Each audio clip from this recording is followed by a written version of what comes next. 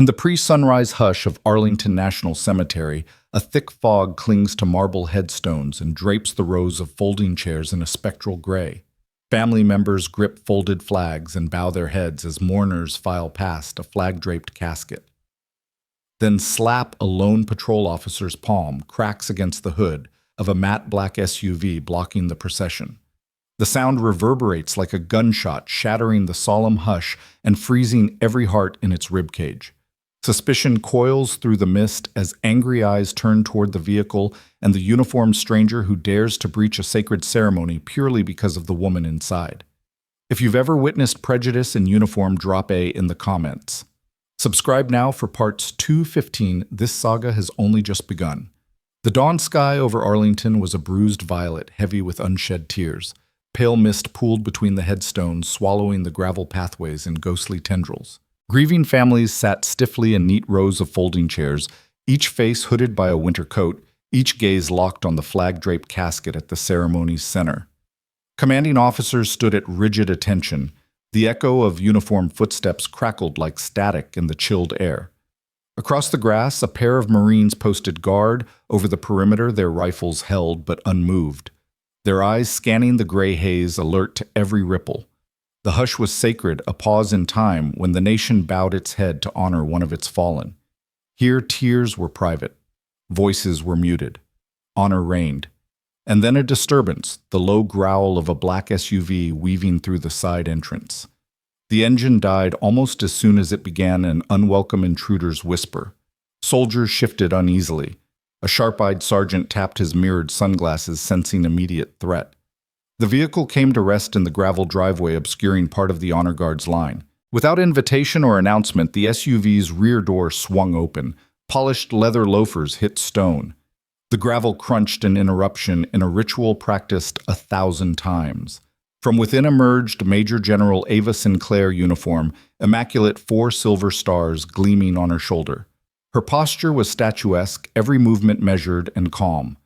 In her hands she held a small black urn, the final tribute to a soldier who had served under her command. Across her path stepped Officer Robert Gaines, assigned, some said mistakenly, to perimeter security.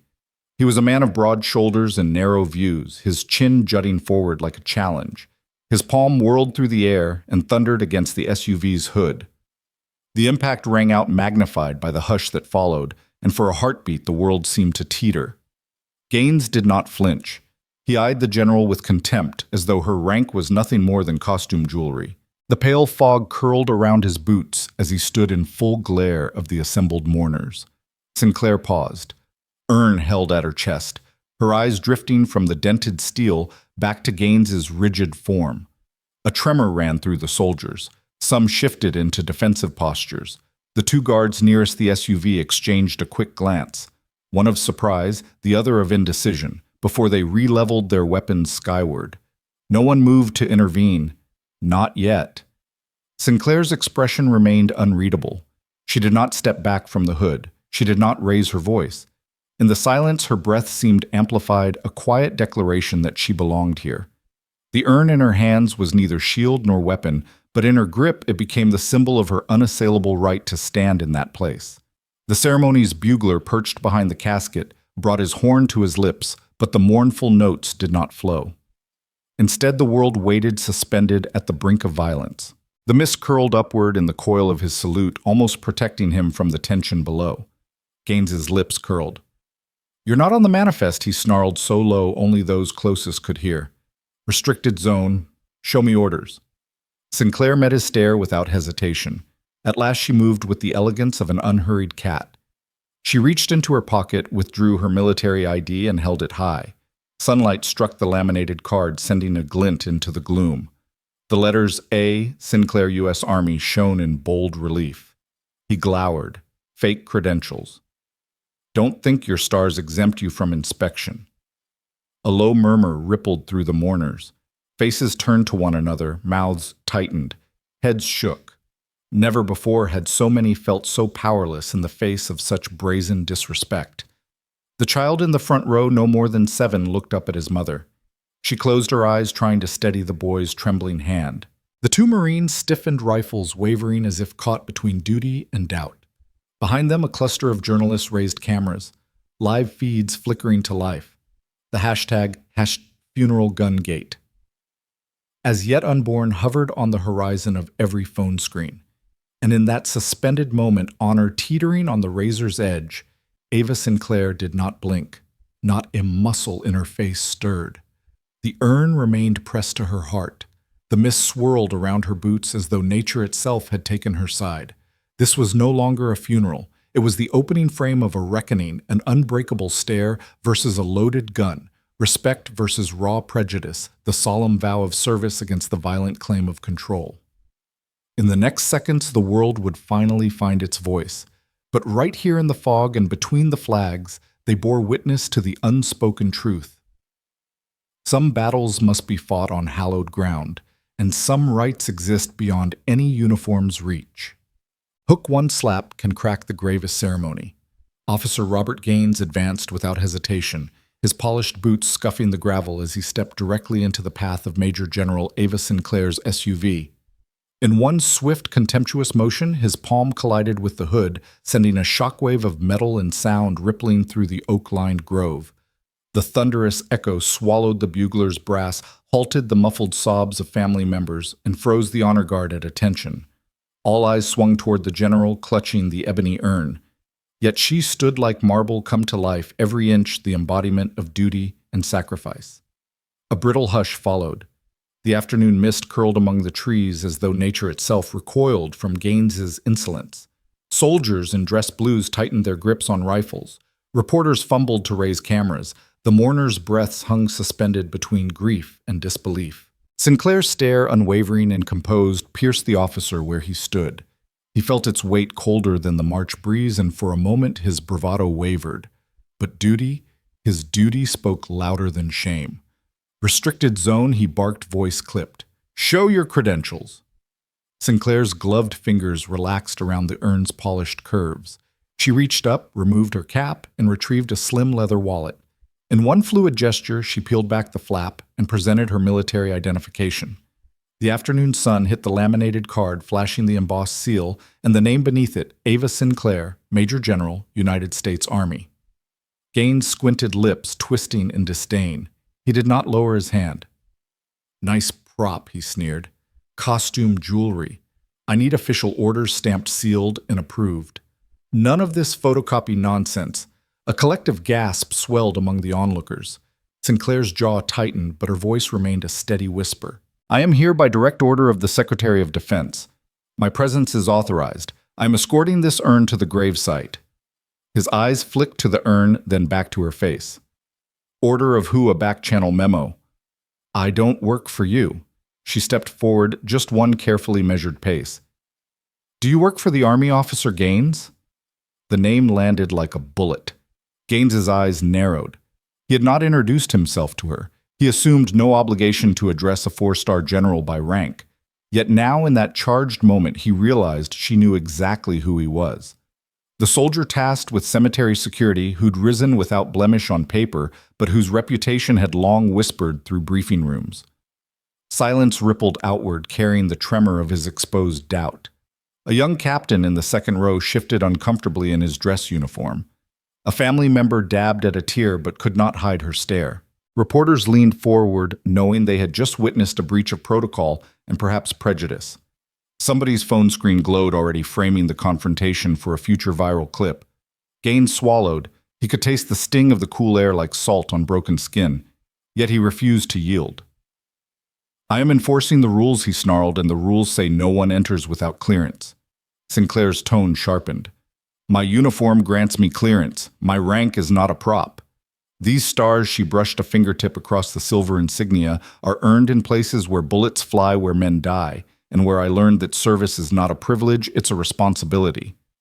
A flicker of shame crossed Gaines's features, but he masked it with rigidity. He straightened, squaring his shoulders. Service doesn't mean immunity. Neither does uniform, she answered, voice steady. Give you the right to humiliate it. The words hung between them. The sparse crowd felt the tension coil ready to snap. Sinclair's refusal to retreat became a magnetic force, drawing every stray eye back to her.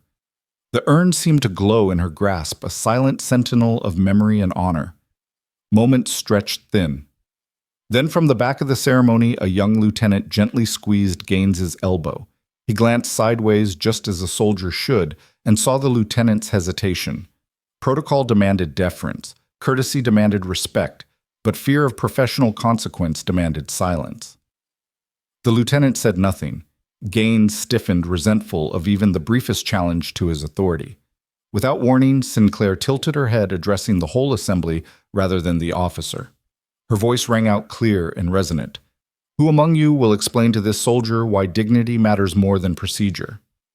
Her challenge rippled through the mourners. A retired sergeant in the front row clenched his fists, resisting the urge to rise. A mother gripped her child's hand tighter, wishing for courage she didn't have. A veteran journalist's camera shutter clicked in rapid succession frames of a ceremony-turned battlefield of principle. Gaines's face flushed. He jerked back his hand and ducked his chin. For the first time, he understood that he had crossed a line deeper than the cemetery's boundary. He was no longer simply enforcing rules, he was enforcing his own bias. The very blood pumping through a major general's veins ran thick with sacrifice and valor. He could feel it in every heartbeat, and it pulsed stronger than any command he could bark. He drew in a shuddering breath. The odor of rain-soaked earth and fresh flowers filled his nostrils, haunting reminders that here, above all places, vengeance had no place. Honor demanded passage. A grieving family demanded solace. The urn in Sinclair's hands cradled a soldier's legacy he had no right to impede. Gaines glanced at the urn, then at the glinting badge on his chest, once his shield, now his shackle. He took a halting step back, lowering his hand as if releasing a weight. The crowd exhaled. The bugler lifted his horn once more, and the mournful notes rippled through the grove like healing waves. Sinclair, still composed, inclined her head with quiet gratitude. She moved past Gaines, each footfall measured, each step restoring the ceremony's fragile rhythm. The urn found its place at the gravesite, nestled beside the casket with solemn gentleness. The honor guard raised rifles in salute, and shots cracked the air, 3 volleys echoing through the mist like promises. Officer Gaines knelt in the gravel head, bowed not in prayer but in reckoning. The mourners bowed their heads, tears falling freely now.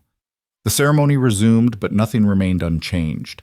In the oak-shaded hush, the distinction between order and compassion had been rekindled. As the final bugle note faded, someone's phone beeped with a new notification. Livestream highlighted, "Watch, unwelcome, salute, 128K views and climbing." Comments flooded in, stand-up general badge shaming at a funeral respect earned, not given. Sinclair rose, dusting off her sleeve. She turned, meeting the camera's lens with resolute calm. Then, as if acknowledging every unseen witness, she lifted a single hand, not in surrender, but in silent salute to what truly mattered, the soldier whose urn she bore and the values she embodied. In that moment, the world beyond the cemetery gates leaned in closer. And for those who saw it, knew it, and felt its tremor, the question was no longer, "What happened, but what will you do next?"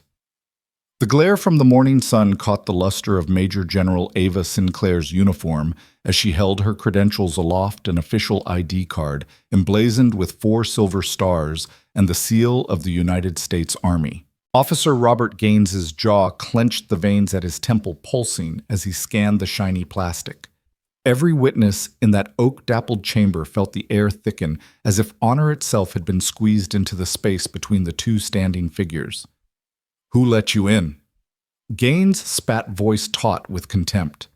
His tone carried the weight of a man accustomed to unquestioned authority, yet something in that barbed question sounded hollow against the hush of grieving families and silent riflemen. Sinclair's grip on the urn didn't falter, her eyes steady as a lighthouse beam in fog never dropped to the ground. Instead, she pressed the ID card forward, her fingers unflinching.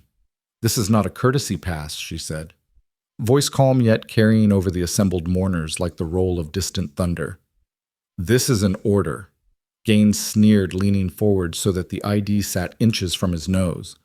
"Looks like a prop, cheap plastic, a counterfeit seal." He cradled the card in one hand, tapping the embossed stars with the tip of his index finger, as though testing their authenticity. Every spectator felt a jolt, as if the contact point between respect and prejudice had been struck with a cold iron rod. Murmurs rippled through the crowd, suppressed but palpable. Is he really challenging a general's credentials at a funeral? Sinclair took a controlled breath. Beneath her crisp uniform jacket lay the medals of decades of service, Purple Heart's commendation bars, campaign ribbons. But she did not brandish them. She only looked Gaines in the eye. You may doubt the validity of the card, but you cannot doubt the validity of these stars. She indicated the epaulets on her shoulders. They were earned in combat zones where the only counterfeit was cowardice. The word cowardice hung in the air like a gauntlet thrown. A soldier 2 rows back shifted the metal clip of his holster, catching the light. A grandmother dabbed at her cheek with a lace handkerchief, her other hand gripping the arm of her elderly husband. Cameras clicked in hesitant rhythm, every lens chasing truth amidst ritual. Gaines's face twisted into something between fury and fear. He let the ID card drop from his fingers. It fluttered to the gravel at his feet like a wounded bird. For a heartbeat, the urn remained cradled in Sinclair's arms, the last vestige of dignity, in a spectacle that threatened to collapse under its own tension. You have no proof, Gaines growled, lowering his voice, as though afraid of being overheard by the very ceremony he was supposed to protect. I need confirmation from my superiors. Until then, you're trespassing. An audible gasp rippled through the banquet of silence. Trespassing, a crime only uttered in the context of a civilian gate, not a general's entry. Sinclair straightened every inch that of an officer who had faced roadside bombs and sniper fire, who had led convoys through hostile deserts. Officer Gaines, she said, voice clipped, but carrying an undercurrent as sharp as barbed wire. I am your superior officer. I have direct orders from the Secretary of Defense. You will allow me passage, or you will serve under new command. His eyes flickered, betraying the first sign of real uncertainty. He swallowed hard. Voice caught between professional instinct and raw discomfort. You can't just... That is exactly what I can do. Sinclair interrupted, stepping past him. Each stride was deliberate, reclaiming the aisle that his prejudice sought to block. Gravel crunched beneath her boots. The mourners watched in collective held breath, knowing they witnessed more than a breach of decorum. They saw the snapping point of racism and protocol. Gaines lunged, seizing Sinclair's shoulder with a brutal yank that rattled her spine and sent the urn swaying dangerously. The crowd tensed, a chorus of gasps building to a crescendo of outrage, but Sinclair, ever composed, did not cry out. Instead, she twisted free, her military training evident in the fluid grace of her response. The urn settled back into her arms unscathed. Do not touch me again, she warned, voice calm but carrying the strength of hurricane-force winds. Officer Gaines stumbled backward, his hand reaching for the radio at his hip. Sinclair did not flinch. Reporters pounded their handhelds against their palms. The live stream chat exploded with red warning emojis and hashtags conjuring outrage. #IDV's intimidation. #badge doesn't buy respect. The Grove's solemnity fractured into a digital battlefield, every thumbnail a potential flashpoint. Gaines barked into the radio. We need backup code violation officers to the west perimeter. His voice cracked with frustration. Sinclair counted to 3 in slow, silent rhythm. 1, 2, 3. By the time he lowered the handset, she had already advanced again, closing the distance until her presence eclipsed his barricade. Officer, she said, voice low and resolute. The only violation here is your abuse of power. Stand down or face the consequences. He hesitated. The radio lay forgotten in his palm, the name of her orders echoing in his mind. Protocol demanded he obey. Duty demanded he show respect. Pride demanded he refuse. For a long-charged moment, authority and prejudice wrestled inside him like 2 dogs entrenched in the same trench.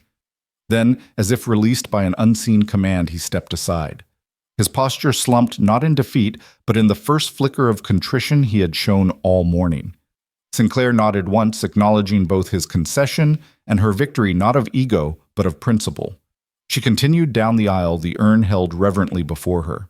Each step reweaved the ceremony's frayed tapestry, restoring the fragile order torn by fear and hate. Behind her, Officer Gaines watched 2 rows of witnesses contemplating the price of prejudice and the power of unyielding dignity. As Sinclair reached the gravesite and knelt to place the urn beside the casket, The bugler's horn rose again, soft, mournful, but filled with renewed purpose. The volley snapped through the grove, each crack a salute, not just to a fallen soldier, but to a pledge that respect cannot be bought, only earned, and never by intimidation. In the hush that followed, a single phrase whispered through the mist: "Badge doesn't buy respect." The grove held its breath, then exhaled. The ceremony, scarred but unbroken, pressed on an elegy to service sacrifice, and the unassailable truth that no amount of rank can override basic human dignity. The grove stilled as Major General Ava Sinclair paused, every muscle in her frame coiled like a spring ready to unbend. The urn in her arms, a black cloth-wrapped testament to sacrifice, felt suddenly weightless against the enormity of the moment. She folded her hand across her chest, tucking the fallen soldier's urn securely under her elbow, and with deliberate calm slid her other hand inside her jacket pocket. There, her 4-star ID rested both shield and target. In one fluid motion, she removed it from sight, allowing the badge to disappear beneath the fine wool of her uniform. A collective breath rippled through the assembled mourners, a sound caught between awe and relief. Sinclair took a single step forward, each footfall the softest possible protest, her polished boots whispering against the gravel. Officer Robert Gaines remained rooted where he'd yielded, his shoulders still squared, but his eyes flickering in confusion. He had trained to command compliance through volume and posture. Now he stood confronted by near silence, a force he had never learned to counter. All around the witnesses shifted. The family of the fallen soldier sat rigid, faces drawn with grief and disbelief. The honor guard held rifles at their sides, barrels pointed earthward in a gesture of respect, yet their hands twitched as if unsure whether to raise them again. Reporters' lenses tracked Sinclair's every inch. She did not glare, nor did she speak. Instead, her eyes, steady, unblinking, scanned the sea of uniforms and civilian attire alike, as if assessing each person's capacity for courage. A young sergeant gripped his camera tighter, knuckles whitening.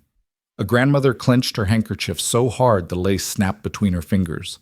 The hush was not empty. It brimmed with unspoken questions. Who would be the first to break the spell? Who would dare to raise a voice in her defense? Who would cling to obedience and let injustice reign? Sinclair's mind was far from quiet. She thought of every battlefield she had crossed, every ambush she had survived, every night spent shivering in a foxhole. None of those moments had demanded the level of control required here. She felt the familiar pulse of adrenaline, not because she feared for her safety, but because she knew that the weight of her silence now had the power to tip the scale of history. A single word could shatter the tension. A single wrong move could let fear creep in again. She advanced another half step, closing the distance to the casket. Gravel gave way to packed earth beneath her boot soil that had once drunk the blood of countless patriots. The contrast struck her. The ground was soaked in heroism. Yet here stood a man who would deny her the simple right to honor her fallen comrade. Sinclair inhaled the misty air, filling her lungs with a chill that sharpened her focus. From behind her, a child's quiet breath broke the silence. The boy, no more than 8, wore a miniature uniform that hung loosely on his slender frame. He stared at Sinclair with wide, earnest eyes, as if seeing her not as a general, but as a person who deserved respect simply for existing. The boy's mother pressed a finger gently to his lips, a silent plea for calm.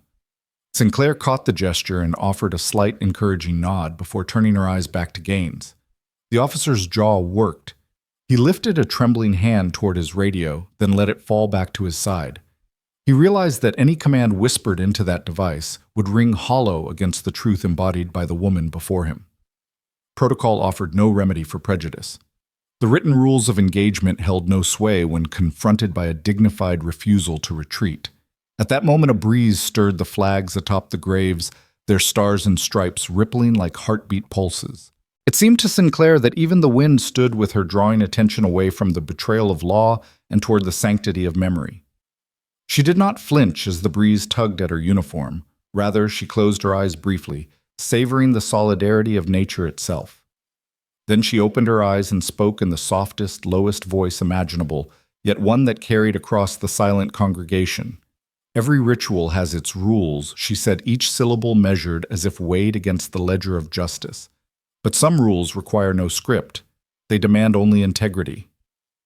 Her words, so quietly delivered, resonated like a gong in a cathedral. A ripple of recognition passed through the honor guard. A drill sergeant in the back row straightened chiffon flag at his side, crisping with resolve. A young officer unclenched his fists as though letting go of the anger that had gripped him since Gaines's slap. Newspapers' cameras clicked rapidly, virtually capturing the moment when authority chose meekness over valor and valor chose silence over violence. Gaines's mouth quivered. He pressed his lips together as if to swallow the rising tide of shame. He lurched forward, palm outstretched perhaps, to seize Sinclair's arm once more, or perhaps in a final act of desperation to assert control. But before he could utter a threat, a voice rose from the edge of the group, clear as a trumpet call. "Sir." It was the voice of a lieutenant, young and untested, stepping forward from the ranks. His own uniform gleamed, but his face bore the worried lines of a man who understood the gravity of defiance. "Protocol is secondary to respect," he said, addressing Gaines directly. "Major General Sinclair has every right to proceed." Gaines's eyes flicked to the lieutenant, disbelief and resentment warring in his expression. Around them, other officers shifted, emboldened by the lieutenant's courage. The hush deepened now, not just pregnant with fear, but charged with solidarity. Sinclair permitted herself a small nod of appreciation toward the lieutenant, then resumed her steady march. Each footfall was now supported by the invisible arms of countless colleagues who had found their voices. The sea of uniforms parted, some out of deference, others out of newfound conviction, but all yielding space for Sinclair's quiet defiance. As she reached the casket, kneeling once more to set the urn gently upon the flag-draped wood, the hush finally broke. It fractured in a single spontaneous applause, soft at first, then swelling as family members, soldiers, and civilians alike rose collectively to their feet. The honor guard snapped to attention, rifles raised in a salute more genuine than any enforced drill. The bugler's horn lifted once again, trumpeting a slow melodic cadence that honored not only the fallen soldier, but the living example of courage standing before them. Sinclair remained kneeling, head bowed, absorbing the moment. She did not turn to Gaines, she did not gloat. In her silence, she had spoken volumes. In her defiance, she had restored dignity to a ceremony threatened by bigotry. And in her calm, she had shown that sometimes the loudest resistance comes from those who refuse to raise their voices in anger. When the final notes of the lament faded, Sinclair rose, the urn cradled to her side once more. She offered a curt salute to the casket, then turned squarely toward the assembled guests. Her eyes locked on Officer Gaines one last time. He stood alone now, a man confronted by his own prejudice, stripped of the unquestioned power he had wielded just moments before. She said only one word, but it reverberated like an echo through every heart present. Honor.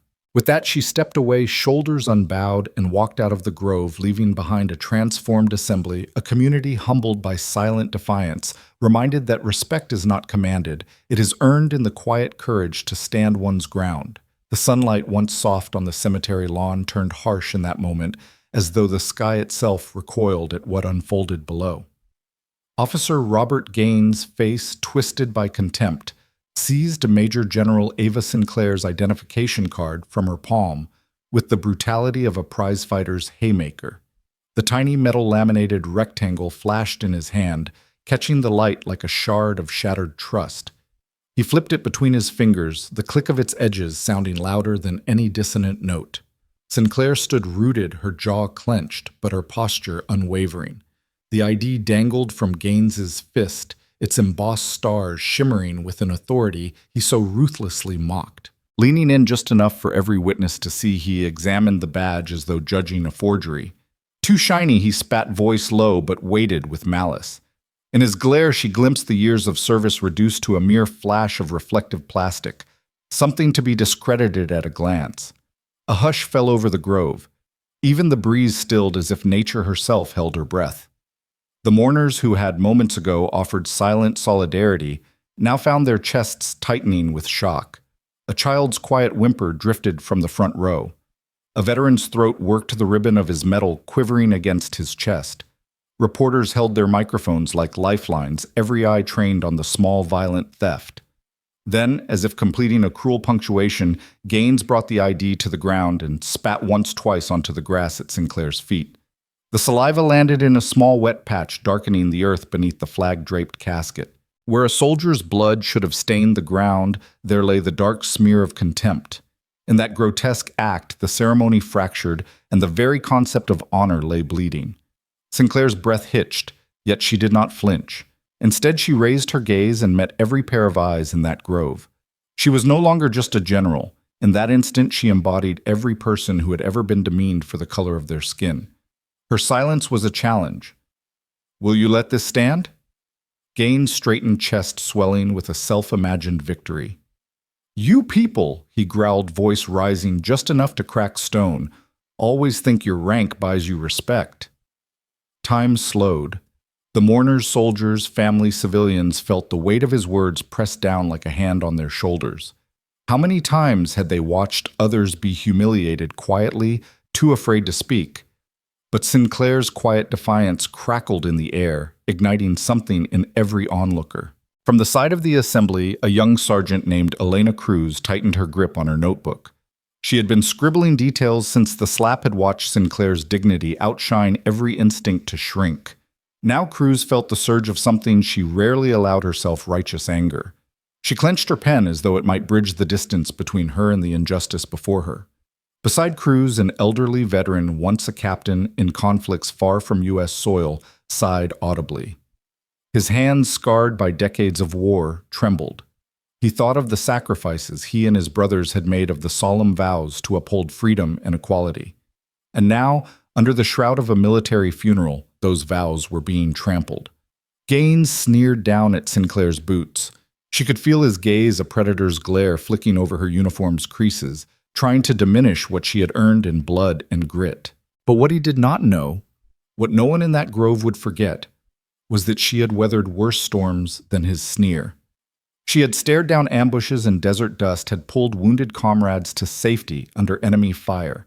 She was unmade by neither bullets nor bigotry.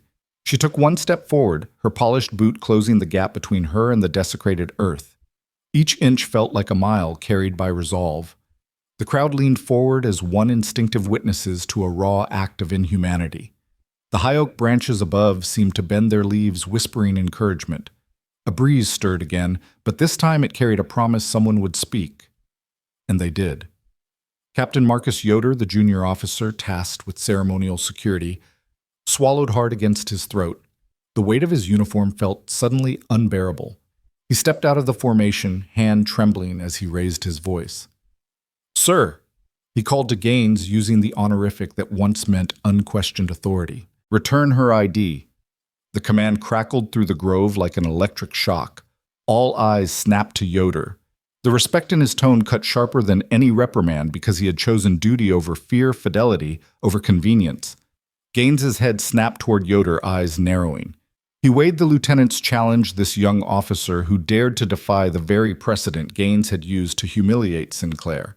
For a heartbeat, it seemed Gaines might draw his sidearm in retaliation. The casket's bugler froze mid-note.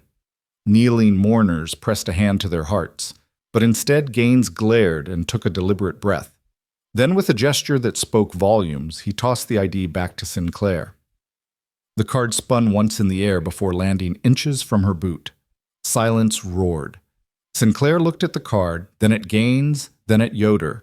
Without bending, she lifted her foot and slid the badge safely back into her pocket, as though reclaiming both her identity and her sacrifice. The audience exhaled collectively, a wave of relief sweeping through the ranks.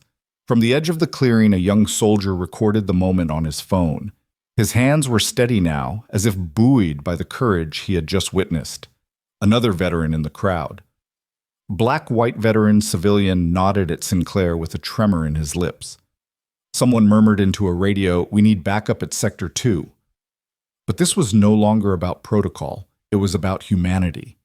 Gaines stood alone, the urn and casket behind Sinclair, the crowd's gaze sharper than any bayonet. He had taken her ID, spat on her honor, and tried to crush her dignity.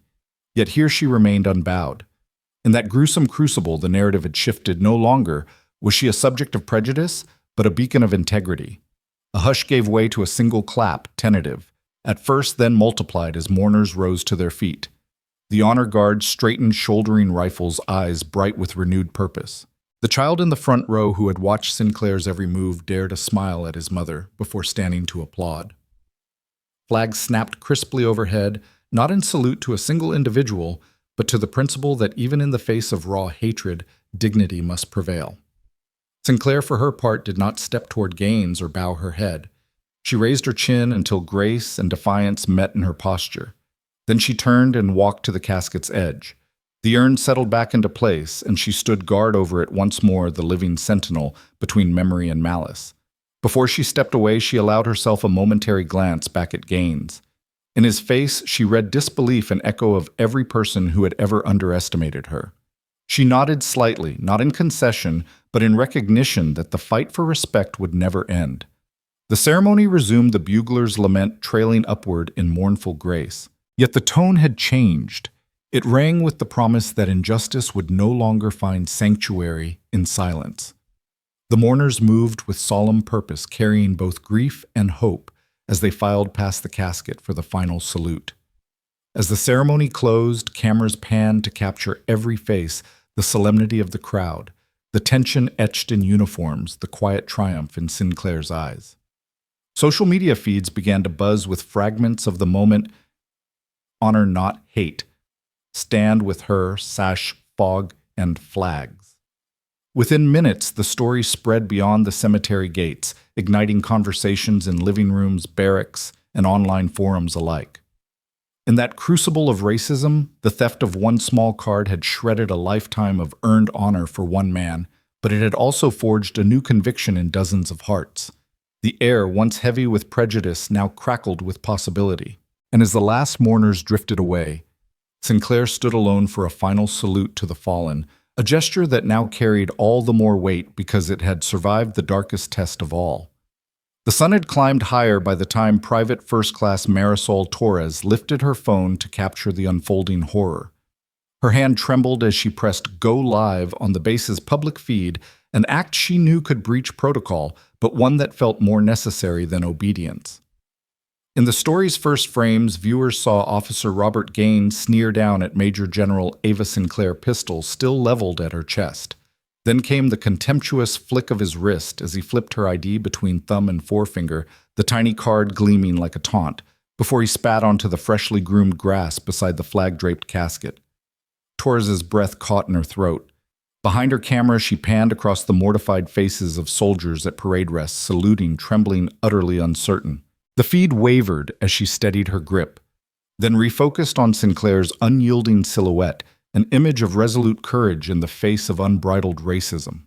Torres's voice cracked as she whispered, "This is Major General Sinclair, being humiliated at her own fallen soldier's funeral." Within seconds, her 4G connection wobbled under the weight of viewers pouring in. The platform's counter ticked upward, 1-200, 2-500, 10,000. Each new viewer was drawn by the raw immediacy of the scene, the sharp clash of ceremony and contempt, dignity, and dehumanization. Torres kept the camera trained on Gaines's face, capturing the dark satisfaction that twisted his features. She panned once more to catch the slight flinch of a grieving widow in the front row as tears welled in her eyes. "All I did," Gaines' snarled voice caught on the live mic, "was ask whose idea this was. You people always think your uniform buys you respect." The profanity hung in the early morning air like a challenge. Sinclair's response was silence, her posture so still it might have been carved from marble. But her eyes burned with the quiet fire of every soldier who'd ever served under her command.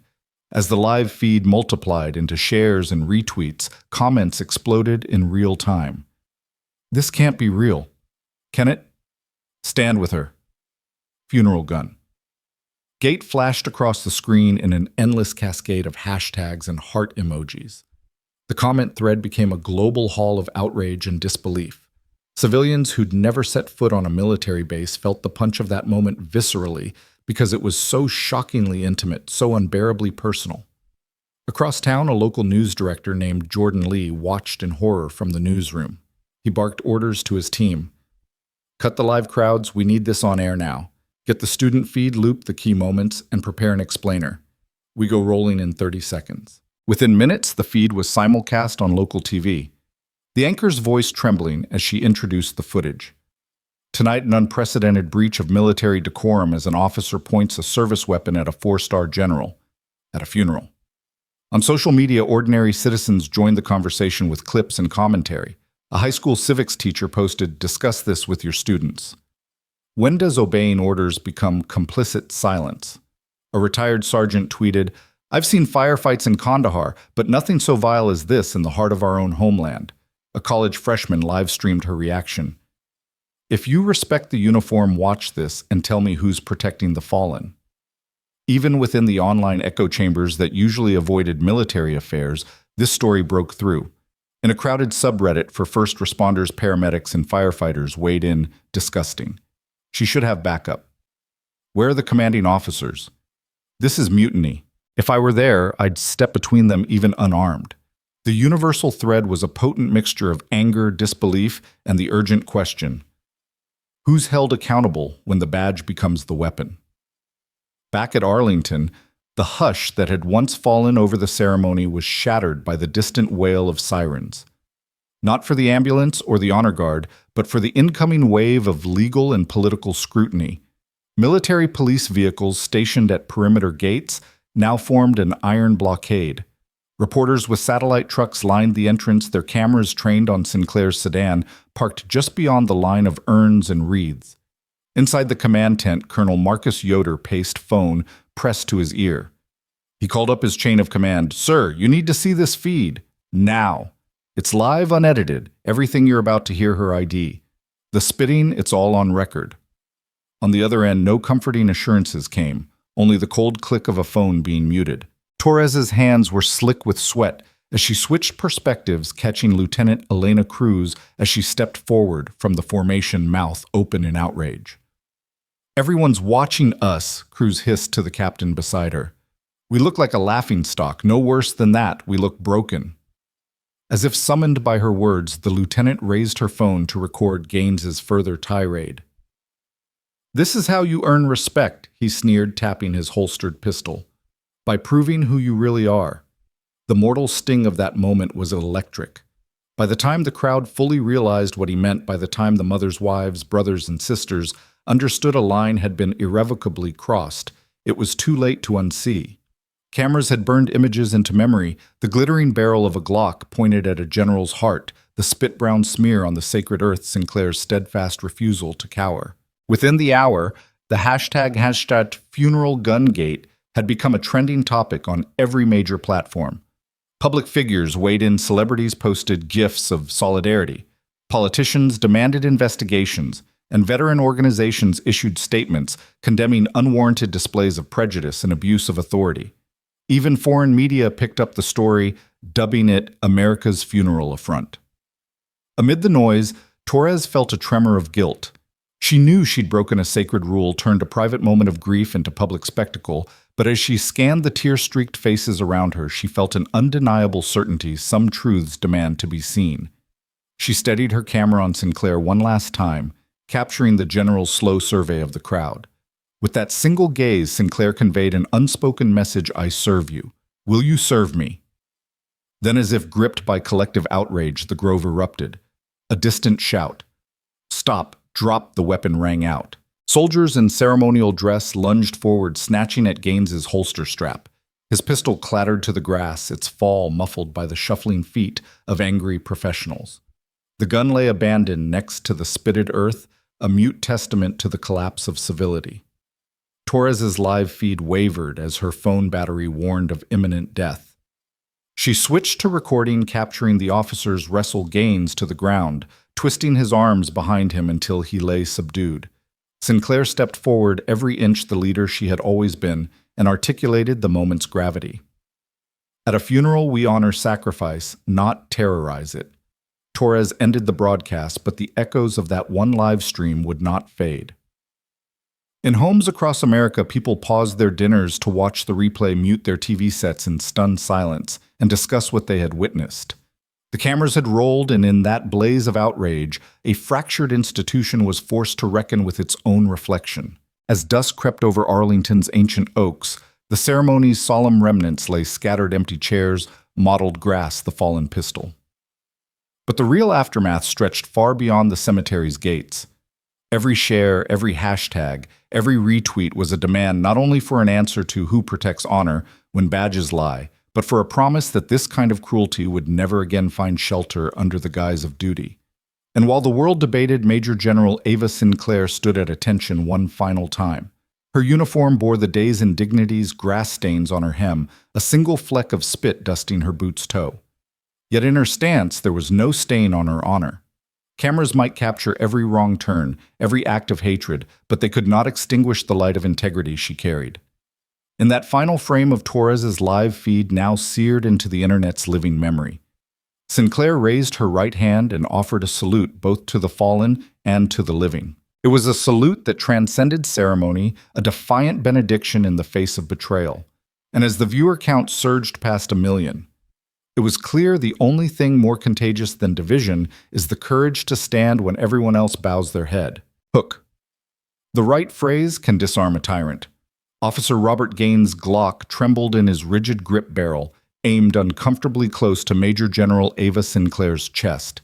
The once pristine lawn of Arlington now bore the stain of his contempt, a brown smear where his spit had landed and the scuff of his boot on sacred ground. Around them, the honor guard froze mid-step, the crack of rifles held at present arms lost in the hush that fell over the ceremony. Sinclair's uniform hung on her frame like armor, the 4 silver stars on her shoulder reflecting the midday sun. In her right hand, she still clutched the small urn, the final token for a fallen comrade, yet her other arm hung completely slack, the revolver's shadow cast along the seam of her sleeve as if emblazoned on her heart. Her eyes, dark and unblinking, locked onto Gaines's glare, conveying the weight of every life she had led into combat zones far from home. For a moment, time divided itself in two. On one side, the ticking seconds of protocol dictating that no gun should be drawn at a funeral. On the other, the centuries-old prejudice festering in one man's soul, daring him to wield violence at America's most hallowed grounds. Then Sinclair spoke not as a general issuing commands, but as a soldier challenging the very notion of power. Her voice was measured, each word dropping like a blade. "You doubt my right to wear these stars." The phrase echoed through the grove like a shot fired across a battlefield. Swift, accurate, impossible to ignore.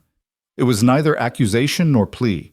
It was the purest statement of fact that her service, her sacrifice, and her rank were not granted by luck or rumor, but by blood and merit.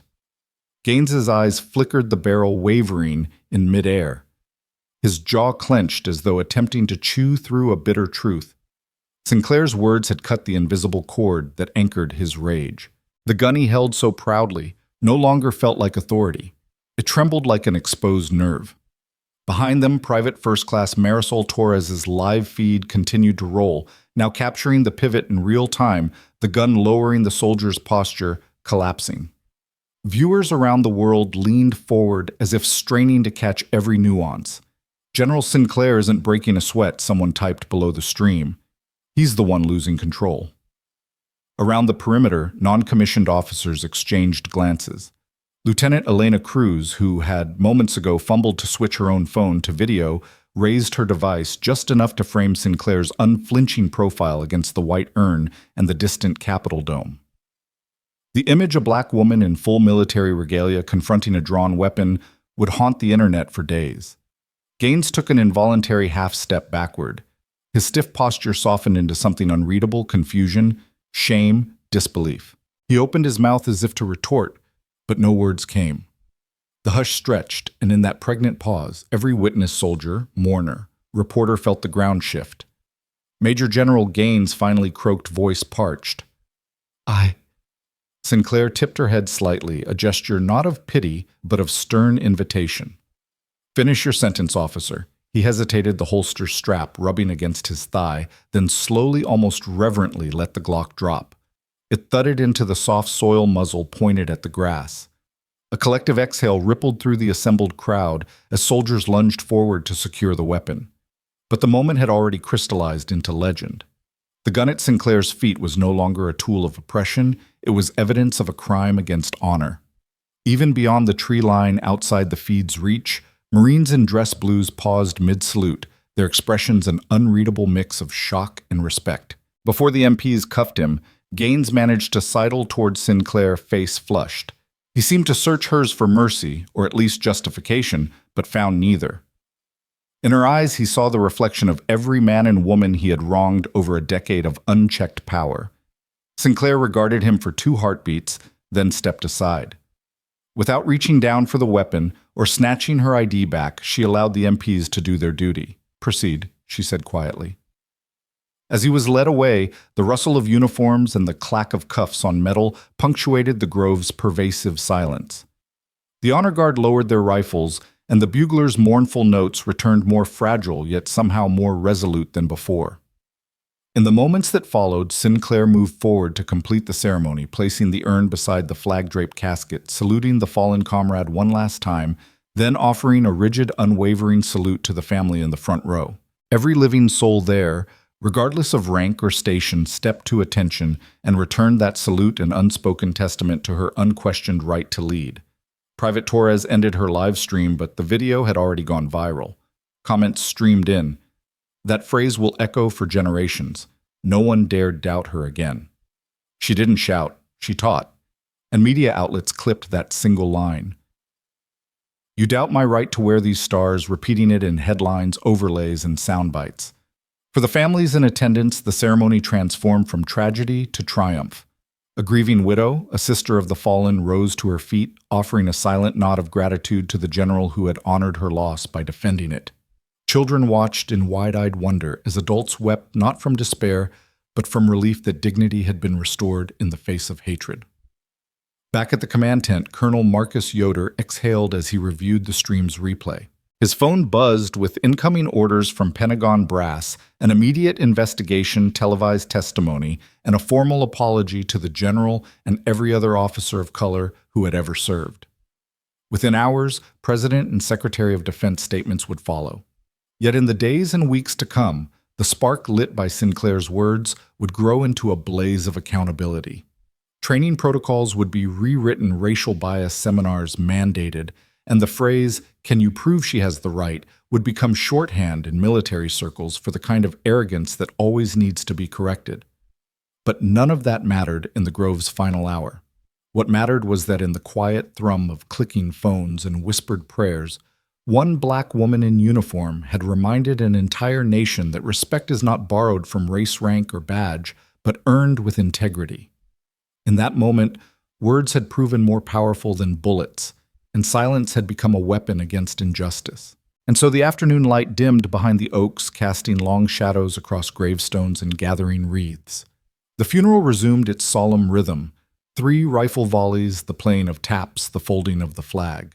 Yet beneath the ritual, a new undercurrent of hope pulsed, fed by a single unshakable truth. True honor lies not in who holds the gun, but in who dares to stand when everyone else bows their head. Hook. A drawn weapon reveals more than intent. The crowd held its breath as Officer Robert Gaines' gauntleted finger tightened on the trigger guard. His Glock, black, cold, unforgiving, rose to rest against Major General Ava Sinclair's chest.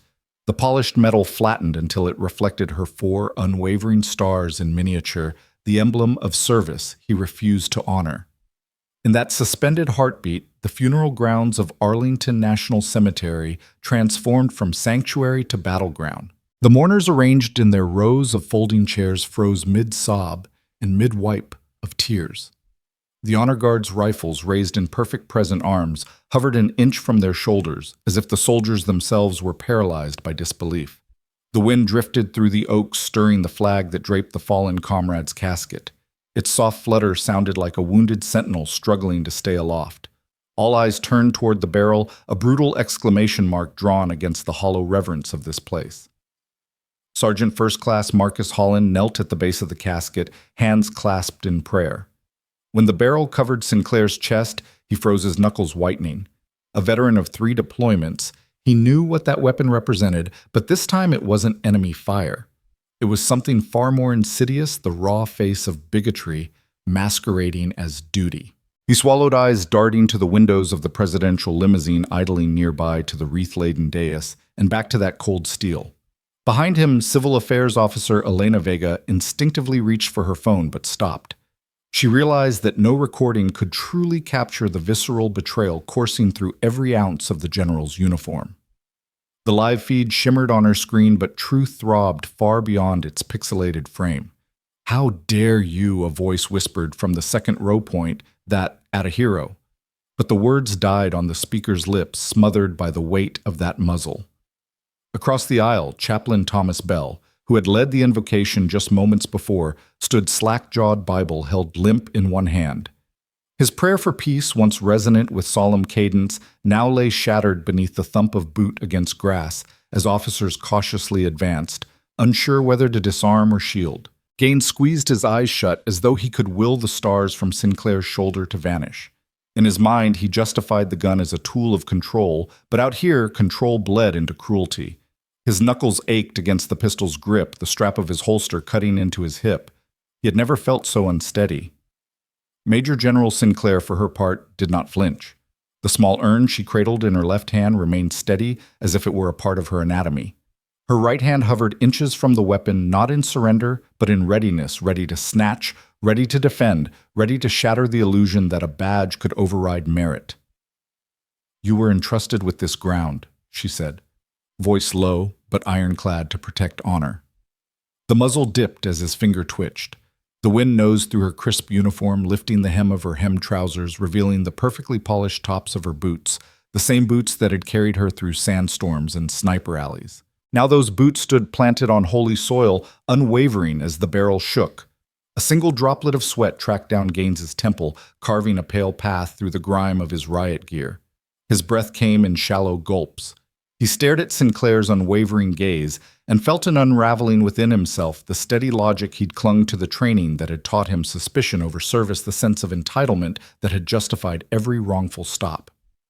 "Lower your weapon," Sinclair said, each word a deliberate hammer strike echoing across the grove. "You are desecrating this funeral." Behind them, Private First Class Torres's shaky cam feed captured the moment in horrifying clarity. Comments poured in by the thousands that barrel is the real verdict. Honor ends where hatred begins. This is not policing, that's lynching. The #BarrelOfTruth trended globally within minutes. Lieutenant Cruz finally exhaled and called out, "Move in." Two MPs in tactical vests flanked Gaines, their boots muffled by the manicured grass. They approached with cautiously raised hands, not daring to risk a shot. At the first step, the barrel flipped upward, casual, as if thrown by a careless hand. The Glock clattered onto the casket's flag, the impact muffled by the woolen stripes. The sound rang out like a final judgment. A soldier's weapon surrendered its authority. Crumpled. Silence snapped into thousands of voices at once. A soft gasp, then the crisp click of 100 cameras. Gaines staggered backward, eyes no longer affixed to Sinclair, but to the rising wave of condemnation. He tried to clamp his lips over a bitter retort, but the words lodged in his throat, indistinct, hollow, useless. Within 2 steps, the MPs had secured the weapon, sliding it into an evidence bag as though it were nothing more than contraband. Their calm precision contrasted with the violence they had just thwarted, a testament to disciplined restraint when the badge demanded it. In that instant, the truth barreled into every heart present that guns don't protect principles, people do. Sinclair retrieved her ID from the grass, its laminated surface scuffed but still gleaming. She pressed it to her chest and took one slow step forward. The flag-draped casket quivered in the breeze as if acknowledging her passage. Sergeant Holland rose to his feet and offered a firm hand, his salute more heartfelt than any rifle lock. The family of the fallen soldier, an older couple in dress uniforms, rose with him. Tears streamed down the widow's cheeks, but her eyes shone with gratitude. "Thank you," she whispered. It was less a remark and more a benediction. As the urn found its place beside the casket, the honor guard reformed. The bugler stepped forward, trumpet raised, and hesitated only a moment before the mournful notes of taps echoed through the oaks, fragile, defiant, resolute. For those listening beyond the cemetery's walls, millions who watched the viral stream, the barrel at the general's chest exposed a larger wound in public consciousness. Debates erupted across social platforms, news panels lit up, and government offices scrambled to issue statements denouncing the officer's actions. But in that grove, under the vaulted sky of early morning, the raw truth needed no commentary. Major General Sinclair remained standing by the casket long after the bugle's final note faded. She straightened the fallen flag's fold, her fingers lingering on the fabric as if it were a lifeline. Then she stepped back, holstering neither anger nor sorrow, but a promise that she would see this act of desecration met with full accountability. Behind her, the wounded sentinel of the graveyard fluttered once more, proud in defeat. The garrison retired arms and cleared the dais with impeccable poise. But the landscape had shifted irrevocably. The barrel had not only threatened a general, it had exposed the fragility of a system that equated color with criminality and rank with entitlement. And in that flash of steel and shadow, every witness, soldier, mourner, civilian understood that protection is not the bearing of arms, but the bearing of truth. The gun, once a symbol of coercion, lay surrendered on the flag-strewn soil. The barrel of truth, however, remained pointed at the conscience of a nation unwilling to look away. Hook. The hush after a shot feels like thunder. A single crack of glass, sharper than any gunshot, shivered through the grove as the framed portrait of the fallen soldier toppled from its stand. The heavy wood frame spun once in the air before the glass face shattered against the manicured grass. Each crystalline shard caught the gray light, scattering fractured reflections of those standing nearby. For a heartbeat, no one moved. Lieutenant Marcus Holland's jaw clenched so tightly that his uniform collar creaked. His eyes, still glistening from the taps that had begun moments earlier, followed the portrait's fall as though it were a physical embodiment of the day's collapse. The shattered image, once a symbol of solemn remembrance, now lay face down in the dirt, an unspoken indictment of everything the ceremony was meant to uphold. Private Elena Vega, gripping her phone, froze mid-tap. The live stream hastily restarted after Gaines's disarmament caught the silent cascade, the frames tilt the plate of the soldier's face, disappearing beneath grass blades. The comments section blinked into overdrive. "That crack is a confession," one viewer typed. "Honor is broken," posted another. Major General Ava Sinclair stood unmoving beside Holland, her face as unreadable as marble. The faint wind rattled the empty flagpoles overhead, but no breeze dared touch the congregation. It was as if the world had held its breath, wary of disturbing this gravity. Sergeant First Class Jonah Reeves, who had felt the barrel press against Sinclair's chest, swallowed against the lump in his throat. He'd seen death in desert heat and urban gunfights, but never this. Here in this sacred sanctuary, the violence of one man's prejudice had upended years of discipline and decorum, leaving only the raw echo of silence. A hush heavier than any bugle call settled over the mourners. No police sirens wailed in the distance. No commanding officer barked orders. The only sound was the soft rustle of uniforms as soldiers shifted in stiff salutes that had nowhere to be directed. The fallen portrait lay like an abandoned self-portrait, once honored, now discarded. Its face was obscured by mud and spiderweb cracks. Sinclair inhaled and exhaled, her shoulders rising and falling beneath the weight of authority and outrage.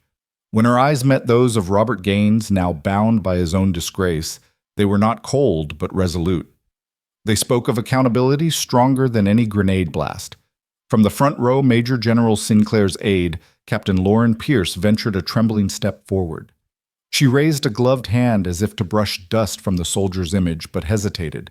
Instead, she bowed her head, an acknowledgement that what lay broken here was more than glass. It was the fragile contract of trust between those sworn to protect and the values they served to uphold. Beyond the crest of the hill, the presidential limousine's engine idled. Secret Service agents exchanged uneasy looks. They'd witnessed ceremonial breaches before hecklers, protesters, but never this brazen defilement of rank and reverence. The hush swelled until it became a physical force pressing against eardrums and hearts alike. Gunner's mate. First Class Malik Thompson, who had recorded the snap of the glass, swallowed hard. He'd been ready to show the world Sinclair's quiet defiance, but this image felt different. This was not triumph, it was a reckoning. He lowered his phone, tears glossing his vision, and pressed a hand to his mouth to staunch his ragged breathing. The rawness of shared guilt hung between every witness, an unspoken question. How had they let this happen? Across the aisle, Pastor William Graves stepped forward. Bible in hand, he was the one meant to offer solace to guide mourning souls. Now he looked at Sinclair and then at the broken frame as though seeking divine instructions. He opened his mouth, closed it, then cleared his throat. But no words came. All he could do was stand before the shattered glass and pray silently that this moment would not echo forever. In the back, Civilian Affairs Officer Maria Delgado raised her camera. She steadied the lens on Sinclair on the rumpled metal on her chest on the set of her jaw as Sinclair approached the fallen portrait. Each step she took was measured, deliberate. She knelt careful not to scuff the flag near her knees and reached down. Fingers trembling, Sinclair flipped the glass face up. The soldier's smile, a tribute to valor and sacrifice, glinted through spiderweb fractures. She placed a single white glove atop the picture as if sealing a vow. Then, pressing both hands flat against the frame's broken edge, she lifted it gently and carried it toward the dais, where the urn and casket still awaited closure. No one stopped her. No voice dared object. They watched as she laid the portrait beside the urn, leaning it against the flag-draped casket. The visual struck each witness like a slap. The shattered face of their comrade reverently repositioned by the very person who almost lost her own dignity moments before. Behind Sinclair, Holland came forward and knelt again. Together they straightened the frame carefully, aligning the edges against the wood. The hush deepened, pulsating like the breath of the earth itself. Lieutenant Cruz, who had disarmed Gaines, took 2 silent steps and returned the lieutenant general's service ribbons to her chest, his small gesture of restoration. The metal bars trembled for a moment, then settled back into perfect alignment. Now a single final act remained: closure. The congregation, led by the honor guard, turned back toward the flag-draped casket. The firing party advanced, weapons raised once more in a precise triangular salute. Despite the morning's chaos, the rifles rang out in 3 sharp volleys, each report resonating off ancient stone and oak alike. The echo drifted through the mist, a solemn chant of remembrance. When the last echo faded, Sinclair rose to her feet, the portrait secured at her side. She waited, shoulders squared, for the chaplain's benediction. Graves, finding his voice at last, intoned a prayer for peace and justice, words shaped by sorrow and determination. His voice wavered at the edges, but rose clear. May this service remind us that honor demands integrity. May we never again silence truth with fear. A solitary tear traced the chaplain's cheek as he closed his Bible, and the congregation bowed. In that collective bow there lay both contrition and commitment. They had failed one of their own by standing silent in the face of hatred.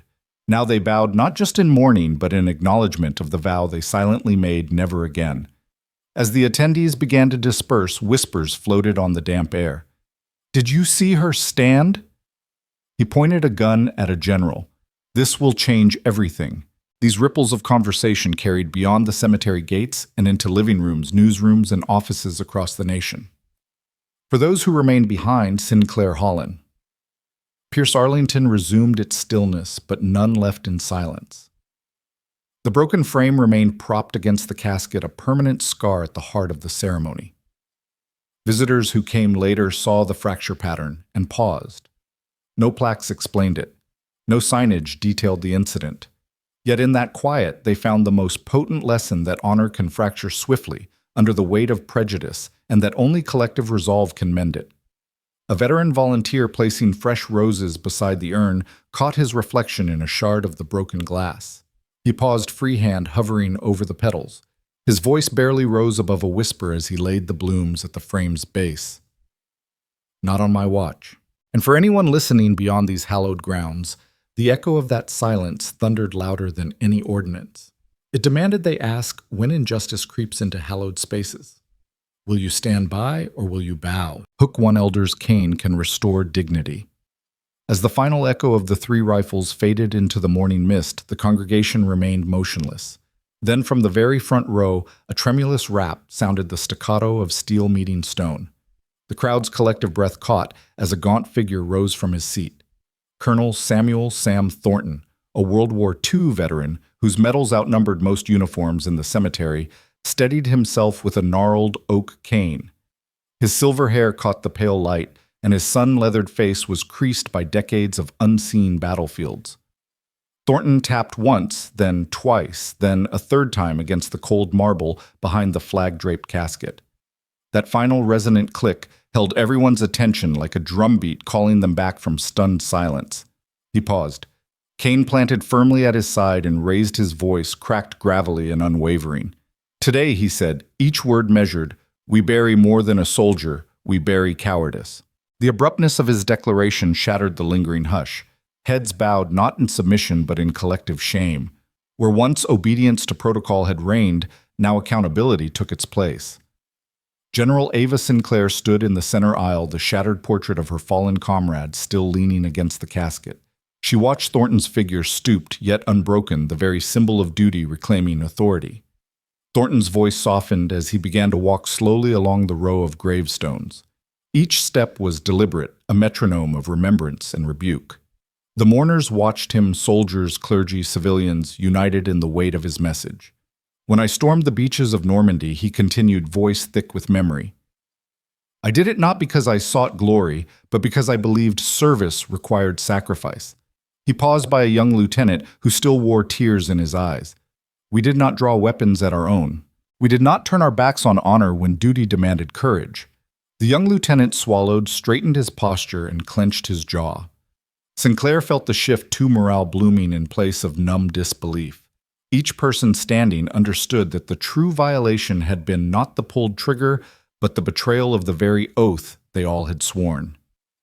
Thornton reached the spot where Officer Gaines had pointed his Glock at Sinclair's chest. He tapped the cane against the ground and leaned close.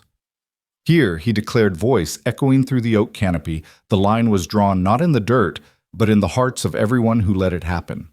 The veteran's cane traced an invisible circle in the air, gathering the audience's gaze. A badge is no shield for hatred, he said. Uniforms do not grant license to demean. When one of us falls to prejudice, we all fall. And today we stand so that no one stumbles again. Sergeant First Class Jonah Reeves, who had knelt to help Sinclair with her shattered portrait, felt his chest tighten. He reached into his pocket, pulled out his own WW2-era service coin, a gift from Thornton years ago, and pressed it to his heart. Around him, other soldiers touched their own badges and medals, as though reaffirming their pledge to humanity above hierarchy. Thornton straightened cane tapping twice more for emphasis. A funeral is supposed to honor the fallen, he said, but it must also honor the living by preserving the principle they died defending. His gaze swept the crowd, landing finally on Officer Gaines, who still trembled in the margin of the aisle, unarmed and utterly exposed. Thornton addressed him directly. Son, you should have needed humility before you knelt in threat. Gaines flinched, his shoulders slumping. Holland, standing just behind him, took a cautious step forward and rested a steadying hand on Gaines's shoulder. The two men shared a glance, one of remorse, the other of forgiveness, earned through accountability.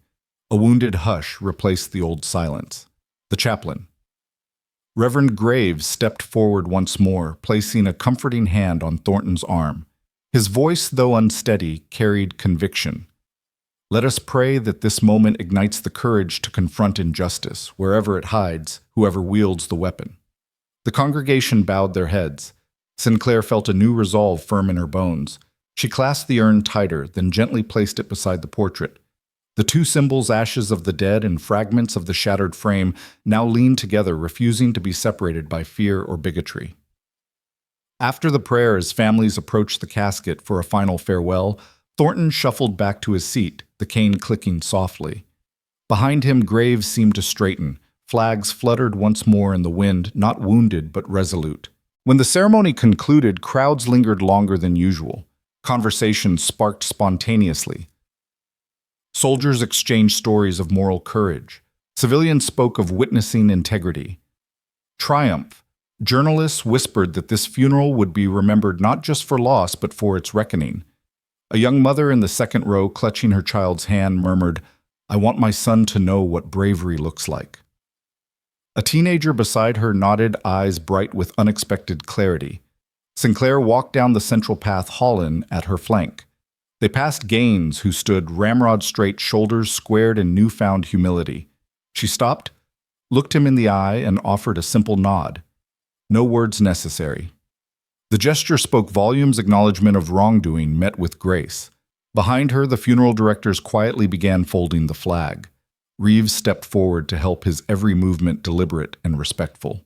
As the red, white, and blue cloth passed from hand to hand, it wove a new narrative, one not of division, but of unity and purpose.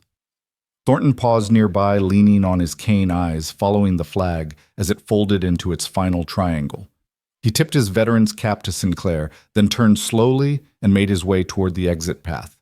Each cane-driven step resonated like an affirmation the service could end, but the duty would carry on.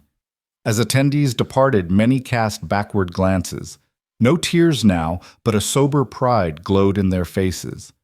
They had borne witness to a ceremony reborn through courage, not the flash of weapons or the rigid lines of command, but the simple, indomitable act of an elder refusing to bow.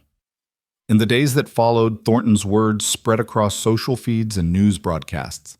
"We bury cowardice," they quoted. Not just a soldier.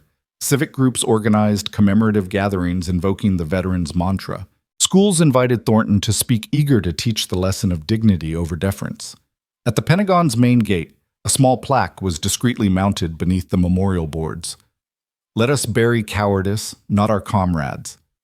No fanfare accompanied its installation yet. Every time a service member passed by, they dipped their head in solemn salute. That modest epitaph became the living legacy of a day when a generation refused to remain silent, when the echoing hush of complicity was shattered by a cane and replaced by the clarion call of integrity. And somewhere beneath the oak canopy at Arlington, Colonel Samuel Thornton leaned heavily on his cane, his heart light with the knowledge that honor had been saved by the very act of standing firm in its defense. As he vanished into the mist, his final tap upon that sacred ground lingered like a promise that no one ever again would draw a weapon against justice in plain sight and remain unchallenged. Hook's ceremony shattered, justice summoned. By midday, ice-cold headlines rippled across every news feed. The Department of Justice, in its trademark brevity, announced an immediate federal investigation into the unwarranted use of force in a protected ceremonial zone. The terse press release read, "Like the hammer of accountability, charges will include violation of human rights, desecration of a national military ceremony, and abuse of authority." Across the nation, screens flickered with the DOJ's SEAL news anchors intoning each phrase with grave precision. Twitter feeds exploded with hashtag #FuneralGunGate and hashtag #JusticeForSinclair. Overnight, the story left the confines of military pages and mainstream outlets to infect every corner of the internet. Citizens who had never before paused for a single military funeral now watched footage on loop Gaines's sneer Sinclair's still defiance, and that deafening moment when the Glock rose between flag and urn. In Washington, the marble halls of the Robert F. Kennedy Department of Justice building hummed with controlled urgency. Prosecutor Elena Ramirez, 38, paced the conference room floor. She'd spent years prosecuting civil rights violations, but this blend of racism, military sanctity, and raw violence was unprecedented. She clicked through slide after slide of courtroom stills, Gaines' grip on the ID. The veteran's cane tapped the streaming camera's timestamp. Every frame sharpened the case's moral clarity. "Ladies and gentlemen," Ramirez said, raising a hand to still the murmurs of her team, "we're not here merely to punish an overzealous officer. We're here to defend the principle that no uniform grants license to terrorize the very honor we swear to protect." Her voice carried across the room, trailing power like a comet. Meanwhile, in Arlington, General Ava Sinclair stood before a sparse audience of investigators and journalists outside the cemetery gates. She wore her dress blues immaculate and unbowed, 4 silver stars gleaming on her shoulders. Her face, still bruised from Gaines's kick, bore the calm severity of someone whose battlefield was betrayal itself. Reporters shouted questions. "General Sinclair, do you feel vindicated? Will you testify personally?" Sinclair fixed her gaze on the DOJ limo idling at the curb. "I will do whatever it takes to ensure the truth is heard," she replied softly. "We honor the dead not just with ceremony, but with justice." Inside the DOJ, Ramirez had assembled her dream team civil rights veterans, military justice experts, and forensic analysts. Together, they parsed policy manuals, reading between the lines of restricted ceremonial zone and authorized personnel. Each definition constricted around Gaines like a noose. He neither had permission to hold his weapon at that service, nor the authority to run the honor guard. That afternoon, under heavy guard, Gaines was brought before Magistrate Judge Carter Whitman. In the stark courtroom, its wood paneling drowning under fluorescent lights. He stood in civilian clothes, handcuffed, a silent figure of disgrace. His eyes, once so quick to intimidate, now danced with panic as he surveyed the sea of uniforms, media, and military brass. Judge Whitman, a veteran of countless white-collar trials, peered over her glasses. You stand accused of 5 federal counts, including desecration of a national military ceremony and violation of civil rights. How do you plead? Gaines swallowed, throat bobbing. Not guilty. Your Honor. His words crackled through the hush like dry leaves. Sinclair sat at the prosecutor's table, her posture a fortress. She watched relentlessly as Ramirez laid out the timeline, the funeral's hush Gaines's unprovoked assault, the portrait shattering the aged veteran's moral summons. The audiovisual evidence played on a screen behind them, the clip shot by the journalism student, the slow-motion replay of spittle hitting the grass, and the rallying cry, "We bury cowardice." Beyond the screen's glare, jurors leaned forward. For many, this was the first time they'd seen such unfiltered abuse of power. A mother of 2 cursory legal aides drummed her fingers. A retired fire captain's jaw clenched. A college student's wide eyes reflected Sinclair's unblinking defiance. On cross-examination, Gaines's lawyer attempted to muddy the waters. Officer Gaines was performing his duty, he argued, protecting a sensitive zone during a federal ceremony. But the footage betrayed him. Prosecutors played the exact moment Sinclair produced her ID. Gaines scoffed, the dismissive flick of his wrist, his words branding her trash. The camera-husbanded audio tape left no room for plausible deniability. Behind the scenes, the victim impact statements poured in. Families of fallen soldiers, some now widows and siblings, wrote of shattered faith in institutions meant to stand above prejudice. Chaplains testified that no funeral band ever rehearsed a riff to silence injustice. This was raw defilement of sacred ground. On the 3rd day of testimony, Colonel Samuel Thornton, his cane replaced by a formal swagger, took the stand. He repeated his words from the ceremony, "We bury cowardice." The courtroom hung on every rasping syllable. He described the collective shock, how he believed he'd seen every horror war could muster, yet nothing matched the sight of a uniform pulled against honor on home soil.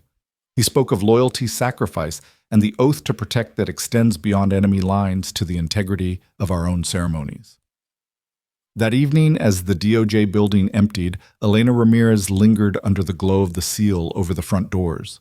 She pressed her palm to the cool bronze, an unspoken vow.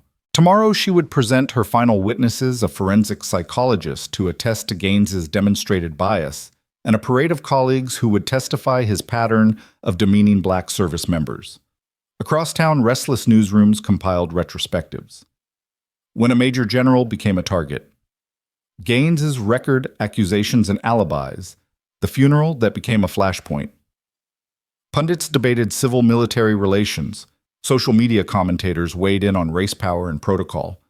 But 4 silver stars remained the focal point, each one a testament to Sinclair's sacrifice and the hypocrisy Gaines had tried to exploit. Late that night, Sinclair sat alone in her office at the Pentagon, reviewing her testimony notes. On her desk lay 2 items, the shattered frame of the fallen soldier's portrait and a pristine copy of her formal dress uniform. She ran a gloved finger over the ribbon bars, Purple Heart Bronze Star, meritorious service. Each invoked a mission, a life saved, a promise kept. She closed her eyes, inhaled deeply, and whispered, "May this trial honor them all." At 8:30 the next morning, the courtroom doors opened for closing arguments. Ramirez stood the light, casting her shadow long across the defense table. She spoke of national symbolism, how America's strength lies not in the force of its weapons, but the force of its convictions. She recounted how a single officer had turned a funeral into a battlefield, but how the people, veterans, civilians, judges, and jurors had rallied to reclaim the fallen soldier's dignity. Gaines's lawyer pleaded emotional duress, claiming his client had merely panicked, but jurors exchanged uneasy glances. Many recalled the media footage that showed Gaines pacing calmly before yelling, then firing no panic in his eyes, only contempt. After lunch, Judge Whitman adjourned to charge the jury. Consider the evidence, dispassionately measure each count against the law's precise definitions, and render verdict based on fact, not fear. The jury filed out, leaving an echo of chairs scraping stone. In the hallway, cameras and mics jockeyed for position as Sinclair exited the courtroom. Reporters shouted, "General, what are you thinking right now?" She paused under the fluorescent glare, squared her shoulders, and offered a single sentence. Justice is the only salute he cannot ignore. Then she walked on the click of her polished boots, affirming every word. Inside the jury room, 12 strangers sat around a walnut table. On the screen above the clip of Gaines's final assault played silently looped for reference. They whispered, some recalling their own experiences with authority, others struggling with the weight of condemning a man in uniform. One juror, a retired schoolteacher, broke the hush. It's not about hating police. It's about hating misuse of power. 12 ballots were cast. One by one, the jurors recorded their verdict. When they emerged, foreperson Marisol Vega cleared her throat. On count 1, desecration of a national military ceremony, guilty. Count 2, civil rights violation, guilty. Count 3, abuse of authority. Guilty. Each pronouncement rang like a gavel strike. Outside, Sinclair and Ramirez embraced briefly before she was swept away by aides. Gaines, pale and unshackled, stood alone, handcuffs replaced by the gravity of his convictions. He looked out at the onslaught of cameras, his own statement ready, but somehow meaningless against the weight of 12 voices joined in righteous decree. In the days that followed, President and Pentagon leadership issued public support for the verdict. Military manuals were rewritten to reinforce that no officer, however decorated, stood above respect. Colleges examined ceremonial protocols. Arlington's oak canopy seemed at last to breathe freely. But the true victory, Ramirez would later reflect, was not recorded in statutes or speeches. It lived in the stillness that followed verdict, a nation recognizing that ceremony and justice must share sacred ground, that a gun drawn in malice would be met not with silence, but with the full force of the law. And somewhere in a small memorial room at Fort Lincoln General, Ava Sinclair quietly laid a folded flag beside the urn of the fallen soldier. She whispered the final words of her oath. "So help me God." Then, turning away from the casket and the cameras, she walked out to face a world newly reminded that honor demands both ceremony and accountability, lest both be lost to the flash of a weapon and the crack of betrayal. Hook One audit can unearth a decade of cover-ups. Late that evening, deep within the Pentagon's cavernous halls, Major General Ava Sinclair sat before a bank of flickering monitors. The screen glowed with scanned documents, incident reports, internal emails, disciplinary logs, dusty records of a security force that prided itself on secrecy. Commander Jordan Lee, hand steady. Despite the hour, clicked approve on the final clearance. With that single keystroke, a digital vault containing 13 years of Officer Robert Gaines's personnel files lurched open. The first batch of files tumbled onto the screen, a handful of use-of-force incidents marked closed insufficient evidence, each timestamp neatly aligned with promotions and commendations. Sinclair scrolled past a red-lined memo from 2012, complaining of unverified reports filed by black soldiers in Gaines's precinct. Then came witness statements, some typed, others handwritten, in shaky script accounts of unnecessary roughness, racial slurs, and excessive intimidation. Every page bore Gaines's signature or a nod of approval from superiors who had until now refused to see. A hush fell over the makeshift command center. The only sound was the soft click of keys and the distant hum of the building's HVAC system. These documents were more than text. They were the skeletons in a department's closet, proof that every act of public defiance by Sinclair had been met with private erasure. In the next feed window, Ramirez and her DOJ team watched in grim satisfaction. The prosecutor's eyes narrowed as she pieced together a pattern: complaints lodged by black officers dismissed without investigation, witnesses transferred out before they could testify, evidentiary photographs misplaced, and most damningly messages between Gaines and his handler, Colonel Harding, joking that the only good protest is a rolled-up complaint. Sinclair leaned back, the portrait of the fallen soldier resting on the desk beside her. She closed her eyes briefly, remembering the hush at Arlington, the broken glass, the echo of that veteran's cane. This audit was not just about punishing one man. It was about cleansing an entire culture of complicity. By dawn, the files had been redacted for classified information and handed to the Inspector General. A press release went out, evidence of systemic misconduct uncovered within the State Ceremonial Security Unit. 14 buried complaints revealed. The language was careful, clinical, where the offense was heinous. But the subtext hit like a salvo. The shield of authority would no longer protect prejudice. Across the country, journalists pored over the leaks. The New York Times banner read, "From honors to hiding the secret complaints against Officer Gaines." National Public Radio cut in with an emergency segment interviews with former base commanders who admitted they had turned a blind eye to avoid bad press. Podcasts devoted entire episodes to dissecting the emails with experts, highlighting how each cover-up had emboldened Gaines to wield his weapon at Arlington. Within the Department of Defense, a ripple of accountability spread. Lieutenant General Patel convened an emergency summit in the Secretary of Defense's office. Uniformed officers and civilian executives crowded the polished wood table as Sinclair and Ramirez presented the audit's findings. The gravity in the room was palpable. No one spoke over the other, yet every word carried weight. "This is not about one bad apple," Sinclair told them, gesturing to the flood of redacted pages on the projection screen. "It's about the barrel that held him. We must rebuild trust from the ground up." Collective nods filled the room. Action items were drafted on the spot: mandatory retraining on implicit bias, an anonymous reporting hotline for service members' third-party oversight of all use-of-force complaints, and the immediate reassignment of unit leadership. This was no mere PR damage control. It was a promise of reform. Back at the cemetery, a small memorial stood by the flagpole where Gaines had fallen. A simple plaque now read, "Here lie the bones of silence. Let this place remind us that buried truths will rise." Families of the fallen visited daily, laying fresh flowers, as if tending a living reminder that honor demands vigilance. On the 6-month anniversary, Sinclair returned to Arlington for a quiet ceremony. She knelt before the memorial plaque, placed her hand on its cool metal, and glanced at the names etched into the wall. Those 14 officers whose complaints had lingered unseen. Their names were now public record, each one a testament to survival and perseverance. The hush that day was different, charged not with tension, but with resolve. A unit of young cadets stood in formation, faces determined under the oak canopy. As Sinclair rose to depart, she heard a cadet ask his classmate, "Do you think I'd have had the courage to speak up back then?" The other whispered, "Courage starts when silence ends."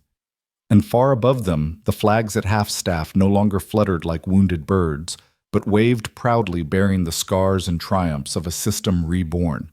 The files were sealed once more, but their revelations continued to echo proof that sometimes unearthing buried truths is the only way to preserve honor. Hook. When the wrongfully silenced testify walls crumble. The sun slanted through the narrow windows of Federal Courtroom Number 3, illuminating dust motes like floating embers. Inside the gallery held its breath as the bailiff called the next witness. Marcus M.J. Delgado, 28, former bike courier and now community organizer. Delgado rose, shoulders squared, eyes steady on Officer Gaines, seated in crisply creased civilian slacks. "State your name for the record," the prosecutor prompted. "Marcus Delgado." He answered, voice calm but edged with steel. "Mr. Delgado, you had an encounter with Officer Gaines in 2018. Can you describe what happened?" Delgado nodded.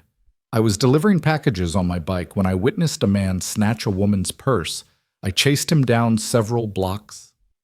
He paused, brows furrowing, but when I tackled him, Gaines showed up, drew his taser, and shouted at me to freeze. A ripple ran through the courtroom. Bystanders at the funeral had seen the fear in Sinclair's eyes.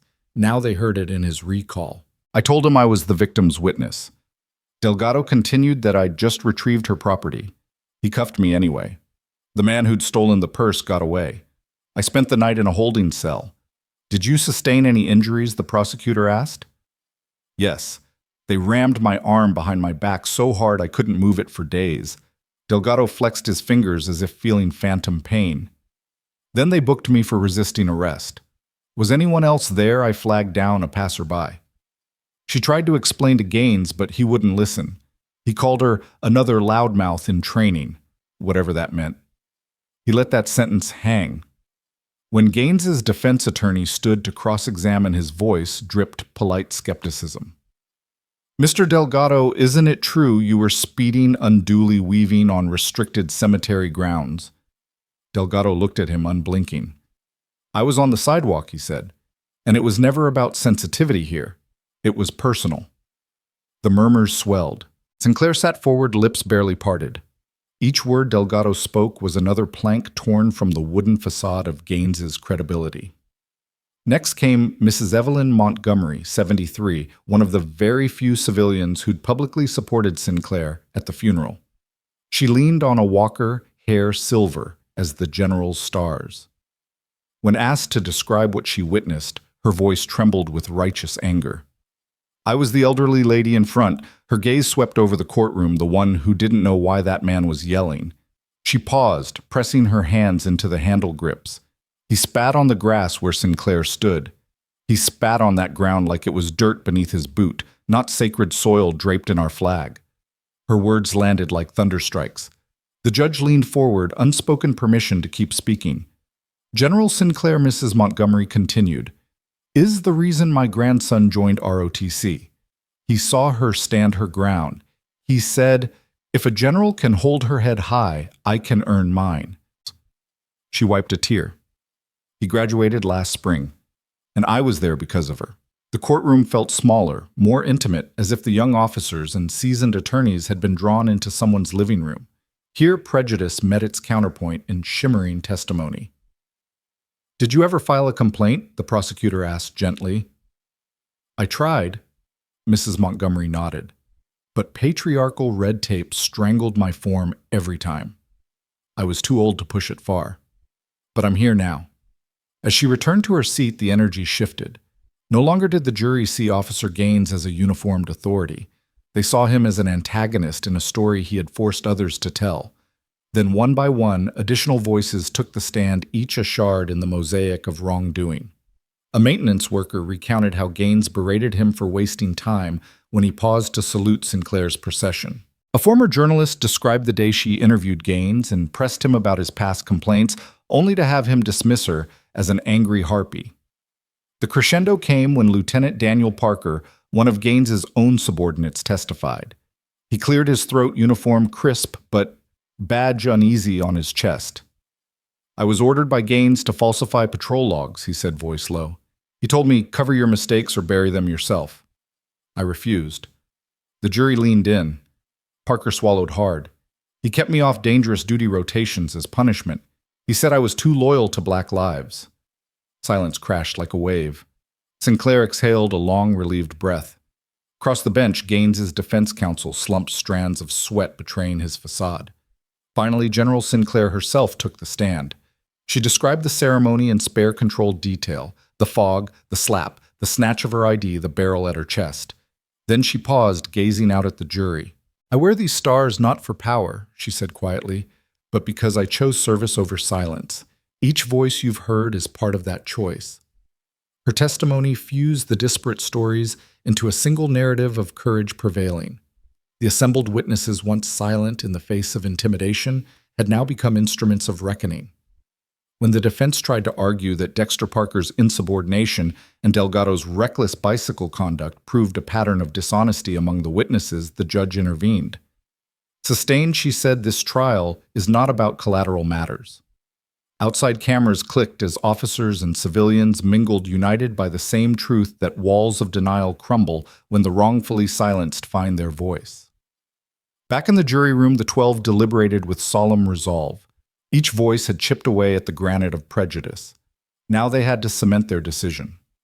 In the public hall, Sinclair stepped into a shaft of late afternoon sun. She felt the day's tension drain replaced by quiet confidence. The voices rising in that courtroom had done more than testify. They had rewritten the record of an institution. And somewhere beyond those walls, the wind carried the echo of their words that justice is not served by silence, but by the brave act of speaking truth to power. The dawn after the verdict felt different in Millstone. Instead of the usual hum of police sirens fading into the morning, the city awoke to the soft trill of phone alerts, notifications inviting every resident to stream your station Millstone's brave new experiment in transparency. By midweek, bright orange kiosks had sprouted outside every precinct, touchscreen booths labeled CivCom, where citizens could rate interactions with officers, leave real-time feedback, and even schedule face-to-face debriefs you could live stream on the department's public portal. At 8:00 a.m., Chief Miranda Lowe stood before the newly installed Complaints Live monitor in the Millstone PD lobby, a giant screen looping a countdown clock and the morning's first docket. Uniformed officers in crisp blue shifted uneasily behind her as she activated the feed. Within seconds, the kiosk camera at Precinct 2 lit up a mother of three, tapping out a text review, a teenager nervously recounting a traffic stop, a nurse praising an officer for de-escalation tactics. Each testimonial scrolled across the screen in bold white text. Today, Chief Lowe announced voice steady. Despite the glare of camera lights, we hold ourselves accountable to you. No more sealed files, no more behind closed doors complaints. From this moment, every grievance, every commendation, every use of force incident will be explained live-streamed and archived. Behind her, the screen ticked over to the first case, an officer-initiated traffic stop at 6:15 a.m. Reason logged as suspicious behavior outcome. No violation. The patrol car's dashcam feed played in real-time audio intact. Viewers could see the officer approach the driver's window, exchange greetings, and then end the stop with, "Have a safe day, ma'am." Within minutes, the feedback widget lit up with green thumbs. Clear explanation felt respected, and a single red thumb. Unnecessary, stop. Across town at Millstone University, sociology professor Tanya Chen paused her lecture to show the feed to startled freshmen. Critiqued the procedure she challenged, tapping the screen. Is it fair, transparent? How would this change the relationship between community and police? Her students leaned forward, captivated. Word of Millstone's model spread like wildfire. By Tuesday afternoon, news outlets from Sacramento to Savannah carried headlines. Millstone's civilian feedback stations, a blueprint for policing 2.0. A hashtag, #Stream Your Station trended nationally. In Chicago, Captain Rashad Thompson watched from his office as community activists tweeted, "If Millstone can do it, why can't we?" In Atlanta, the city council held an emergency hearing on whether to pilot similar kiosks outside its 5 precincts. Back in Millstone, the department had already moved to the next phase. Explain Force, an online portal where every time an officer brandished a weapon, activated a taser, or used physical restraint, that officer filed a short video explanation within 24 hours. On screen, Lieutenant Aaron Reyes tapped out his first Explain Force entry, a calm 2-minute clip describing a 3-1 call he responded to where he used minimal wrist control to handcuff a shoplifter who resisted.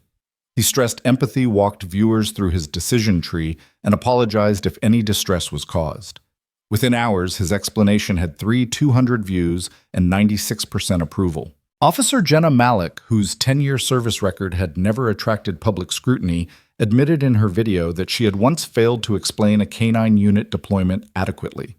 She apologized and outlined how she'd revised her reporting. The authenticity struck a chord, comments praised her human approach and genuine accountability. These small victories rippled outward. Next door in Riverside, California, the chief of police invited Millstone's tech team to install 2 CivCom kiosks outside their main station. In Phoenix, a coalition of faith leaders and business owners broadcast a live community forum modeled on Millstone's force explanation template. In Portland, the mayor convened a task force to adapt the live stream system to city hoodie patrols. Any interaction with unhoused residents now fell under the same open records policy. Not all responses were glowing. In Memphis Union, representatives warned that constant live streaming could endanger officers' private lives and strategic decision-making. A few departments balked, arguing that security protocols couldn't be broadcast without risking national secrets. But for every excuse, Millstone's own data spoke louder. Community-reported incidents plummeted by 42%, trust survey scores rose to 81%, and internal complaints dropped dramatically as officers self-corrected to avoid public censure. Even larger cities felt the pressure. Las Vegas PD launched Badge to the People, a weekend-long hackathon in which citizen coders built mobile apps to aggregate feedback data. New York's Civilian Complaint Review Board live-streamed its first public hearing, complete with concurrent sign language interpretation and real-time Twitter Q&A. In Boston, legislators introduced bills requiring every agency receiving federal funding to adopt a Explain Force portal by 2026 or forfeit grants. Meanwhile, private firms saw opportunity. A Silicon Valley startup unveiled a touchscreen stand-down station for station lobbies nationwide, complete with AI-powered sentiment analysis to flag recurring issues in officer-public interactions. A New York consulting group offered transparency workshops to police unions, teaching them how to leverage live streaming for training rather than punishment. Back in Millstone, Chief Lowe watched these developments on her tablet while walking through the precinct's after-action debrief room. Walls were lined with pinned-up printouts of live-stream transcripts, colored flags marking resolved in review and escalated. Officers and civilians sat side by side at tables discussing the morning's civilian feedback. Lowe paused at a table where Officer Malik was helping a high school student design a mock explain force script for a class project. The student's eyes sparkled with purpose. Malik's genuine guidance felt like mentorship. Lowe smiled to herself. When she'd launched the initiative, skeptics had warned of chaos and mutiny. Instead, she saw cooperation bloom. Here, transparency wasn't a threat, it was a bridge. That afternoon, as part of Millstone Day of Open Doors, the public was invited into the evidence locker virtually via live stream. Citizens watched along as Lieutenant Reyes tagged evidence from a simulated training scenario explaining chain of custody protocols. A retired judge's grandson posted outside the locker streamed the session to his grandparents back home in Ohio. They marveled at technology they'd once thought reserved for spy thrillers. In Sacramento City, leaders dove into the code repository of Millstone's open-source kiosk software. In Miami, the police union's president visited Chief Lowe for a 2-hour exchange on best practices, agreeing at the end to pilot the feedback booths in a single South Beach station. By week's end, a dozen departments had applied for Millstone's Transparency Fellowship, a scholarship to send one commander and one community leader to train directly with Lowe's team. A consortium of universities offered continuing education credits to officers who completed the program. Under the oak canopy at Arlington, the memory of that fateful funeral seemed ancient. Yet Sinclair knew that change took root not just in courtrooms or classrooms, but in everyday systems that either keep secrets or shine light. Millstone had chosen the latter, and the rest of the nation watching that small city live stream, its own policing now questioned every blind spot in their own ranks. As night fell, Chief Lowe closed down the Civcom kiosk in Precinct 1, the screen dimming to a gentle blue glow. She paused, tracing a finger across the glass, no longer a barrier between officer and civilian, but a window. "This is only the beginning," she whispered. Below her on the empty lobby floor, the hashtag flickered in neon, #StreamYourStation, and from coast to coast that call to action reverberated. One city's live stream had ignited a nationwide reckoning. The council chambers fell into hushed anticipation as the gavel struck for the final vote of the session. Sunlight slanted through tall windows, illuminating rows of polished wood seats occupied by civic leaders, activists, and curious citizens. At the far end of the dais, behind the mayor's lectern, a panel of council members sat ready to cast their ballots on what had become Millstone's boldest act of accountability, yet raising an empty gray-white banner over City Hall in place of the usual municipal seal. Chief Miranda Lowe, dressed in a simple navy suit rather than uniform, sat in the front row. Beside her, Major General Ava Sinclair held the small urn she'd carried through Arlington, now a symbol bridging military honor and civic duty. Neither spoke. The room felt pregnant with possibility. Councilmember Rosa Delgado, whose district included Millstone's old neighborhood where the first Civcom kiosk had been installed, leaned forward. "Madam Mayor." She began, voice steady. "I move that from the next sunrise until further notice, the flagpole in front of City Hall bear a blank gray-white banner devoid of any emblem or slogan as a living canvas for our community's collective promise to justice." A murmur rippled through the chamber. The mayor, pale-faced but resolute, tapped her gavel. All those in favor. Hands rose. 10 of the 11 council members voted aye. The single dissent was quiet and respectful. The chamber neither booed nor cheered. The gavel struck again. Motion carried. Outside in the plaza before City Hall, a solitary crew hoisted the gray-white banner up the flagpole. It billowed for a moment like an uncharted sea, then settled taut against its ropes. No eagle, no city seal, no motto, just blank expanse waiting. A hush fell over the gathered crowd, residents' families. Uniformed officers, activists draped with Stream Your Station stickers. Then from the foot of the steps, Captain Elena Cruz stepped forward, chalk in hand. She reached up to the banner's hem and scrawled the first message in neat block letters. Accountability begins here. Below her, a ripple of chalk-dusted fingers reached upward. A schoolteacher wrote, "We watch. We listen. We speak."